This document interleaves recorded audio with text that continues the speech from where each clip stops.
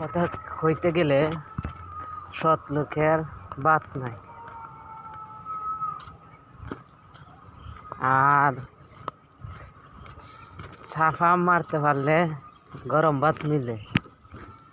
আর আমি কাজ কইরা সারাদিনে যে টেহা পাই না, এর সে ডবল টেহা পাইয়া লাগব তোমার দালালে আর বাট পারে। আর কন্ট্রাক্টদারে আসলে খাম নিব 1 লাখ, দিমনে খয়া দে আর 1 লাখ, ইটা হুটকি মারার খাম। দালাল বাট পারে বইরা গেছে, আর কাজ কামে শান্তি হইতো না, চলন যাইত না। কারণ আপনি সারাদিনে কাজ কইরা পাইলেন 600-700 টাকা, বাট পারে দালালে হলতে কাজ না কইরা তারা